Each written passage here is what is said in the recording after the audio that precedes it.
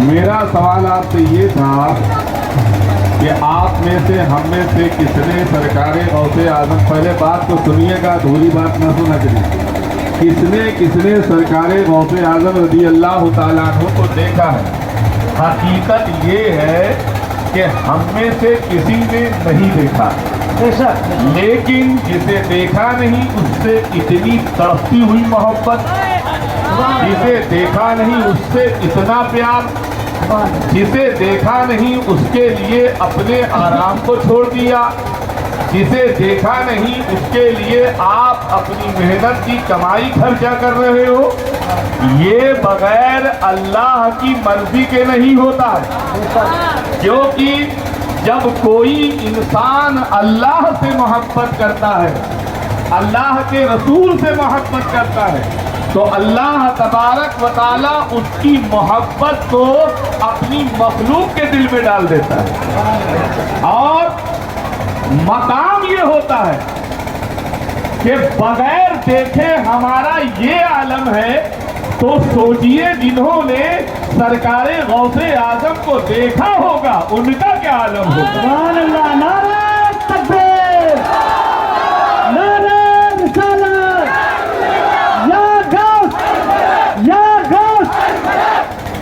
اور یاد رکھو میرے نوجوانوں، انسان کو پہچان اس کی دو صورتوں میں سے ملتی ہے، غور کیجیے گا، تھوڑی دیر کی بات لیکن نصیحت سے بھری ہوئی۔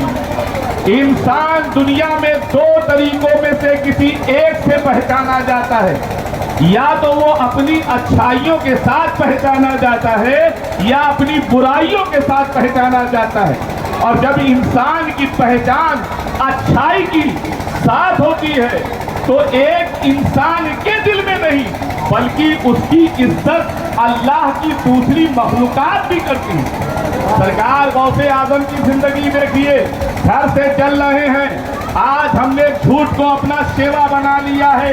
ہم کہتے ہیں جھوٹ نہیں بولے تو کام نہیں چلے گا، ہمارا کہنا ہے جھوٹ نہ بولے تو کاروبار نہیں چلے گا۔ ان جملوں کو چھوڑ دو، جھوٹ انسان کی کامیابی کی ضمانت نہیں ہے، بلکہ یہ کہو میرے رب کی رحمت سے میرا زندگی کا سلسلہ چل رہا ہے، اس کے کرم سے ہمارا کاروبار چل رہا ہے۔ اور اس کی دلیل یہ ہے کہ آپ اپنی ماں سے اجازت لے کر برسات جا رہے ہیں پڑھنے کے لیے۔ کیا تھا پیغام؟ جاہل قوم جو ہوتی ہے وہ کہیں کامیابی کی سیڑھیوں کو نہیں طے کرتی ہے، کامیابی انسان کو تعلیم سے ملتی ہے۔ اس دور میں جب کہیں بڑا کوئی مدرسہ نہیں تھا، کوئی اسکول نہیں تھا، تب اپنی ماں سے کہا ہم اجازت چاہتے ہیں تعلیم حاصل کرنے کے لیے۔ ماں نے کہا میں نے تمہیں بڑے لاڈ پیار سے پالا ہے، کیسے کہہ دوں، لیکن بات تعلیم کی آ گئی ہے، ماں باپ قربانی ضرور دیتے ہیں۔ آپ چلے 40 اشرفیاں، اے نوجوانوں غور کرنا، لمبی چوڑی تقریر نہیں، اگر انسان دل کی گہرائی سے بات کو سن لے تو ایک جملہ اس کو سدھارنے کے لیے کافی ہوتا ہے۔ آپ ماں کی اجازت کے بعد چلے، ماں نے 40 اشرفیاں بیٹے کے کپڑے میں سی دی، استر کے اندر چلے۔ اب وہ سنسان بیابان علاقہ ہوتا تھا، چور ڈاکوؤں کا معاملہ رہتا تھا، ڈاکو پہلے ہی گھات لگائے بیٹھے تھے۔ سارے بچوں کو روکا، کہا کیا کیا مال ہے نکالو۔ اب سب سہم گئے، کسی نے دے دیا تو خیر، ڈاکوؤں کے کہنے پر مال نہیں دیا تو مار کھائے۔ بعد میں عبد القادر جیلانی محبوب سبحانی کی باری آئی، ذرا بولو سبحان اللہ۔ ہمارے تمہارے غوث کی باری آئی، ہمارے تمہارے پیر پیرا کی باری آئی۔ تلاشی ان کی بھی ہوئی، تلاشی لینے کے بعد کیونکہ اشرفیاں جو تھی ماں نے لبادے کے استر کے اندر سیا تھا، تو یہ ڈاکو جو ہے ان کے چیلے چاپڑ جو تھے وہ صحیح سے تلاشی نہیں لے پائے، ان کی تلاشی کے مطابق کچھ نہیں ملا۔ یہ اپنے سردار کے پاس لے گئے اور لے جانے کے بعد انہیں لگ رہا تھا یہ بچہ تمام بچوں میں خوبصورت ہے، تمام محبت سے بولو سبحان اللہ۔ غوث اعظم کے بارے میں ڈاکوؤں کا یہ کہنا تھا کہ ہمیں یہ تمام بچوں میں سب سے زیادہ خوبصورت نظر آ رہا، تو ہم نے کہا رئیس گھرانے کا ہوگا، اس کے پاس کچھ نہیں نکلی۔ بہرحال ڈاکوؤں کا جو سردار تھا اس نے حضرت عبد القادر جیلانی غوث سمدانی سے پوچھا اتنے بڑے سفر میں نکلے ہو کچھ پاس میں نہیں ہے؟ کہا میرے پاس ہے۔ کہا ہے تو تلاشی میں ملا کیوں نہیں؟ کہا تمہارے آدمی تلاشی لے ہی نہیں پائے صحیح سے۔ مجھ میں تلاش کرنے کے لیے بے ادب ہونا نہیں، باادب ہونا ضروری ہے۔ مجھ میں تلاش کرو گے تو اس کے محمدی کی خوشبو ملے گی، مجھ میں تلاش کرو گے تو اہل بیت اطہار کا پیار ملے گا، مجھ میں تلاش کرو گے تو رسول معظم محمد عربی کی غلامی ملے گی۔ یہ تلاش نہیں کر پائے۔ کہا کہاں ہے؟ کہا کہ میرے لبادے کے استر کے اندر ہے اشرفیاں۔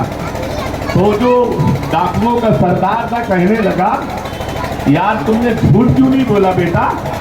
غور کرنا ذرا جملے پر، جھوٹ کیوں نہیں بولا؟ جھوٹ بول دیتے تو اشرفی بچ جاتی۔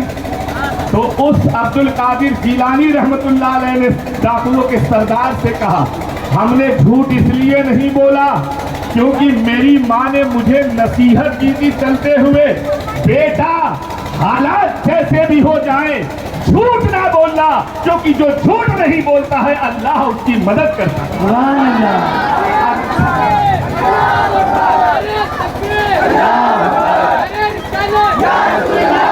اچھا چلو تھوڑی دیر کے لیے وہ جھوٹ معاذ اللہ بول بھی دیتے، بات کی بات کر رہا ہوں، تو ان کی اشر بھی بچتی، باقی تو لٹ چکے تھے۔ لیکن سرکار غوث اعظم نے فرمایا، اپنے کردار سے دکھایا نہ مجھ کو کسی طرح کا نقصان ہے نہ میرے غلاموں کو کسی طرح کا نقصان ہے، کیونکہ مجھ پر بھی اور میرے غلاموں پہ بھی میرے رب کی رحمتوں کا نزول ہوتا ہے۔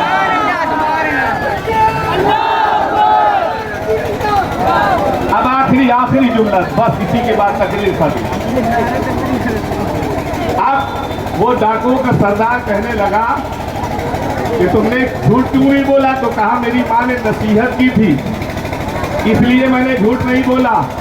اس کے دل کی دنیا بدل گئی، کہنے لگا ایک ذرا سا بچہ جو اپنے ماں کے حکم کا اتنا خیال کر رہا ہے، ہم دوسروں کو لوٹ رہے ہیں، ان کے مالوں کو چھین رہے ہیں، ان پر ظلم و تشدد اٹھا رہے ہیں، برادران ملت اسلامیہ پورا کا پورا جو ان کا قافلہ تھا، جو ڈاکوؤں کا، جو ان کے مطلب کام کرنے والے تھے، جو ڈاکوؤں کا سردار تھا، سب کے سب سرکار غوث اعظم کے ہاتھ پر توبہ کرتے ہیں اور اس وقت سے نیکوکار ہو جاتے ہیں، اور ان کی سچائی نے صرف ان کے مال کو نہیں بلکہ اور لوگوں کا مال بھی ڈاکوؤں نے واپس کر دیا۔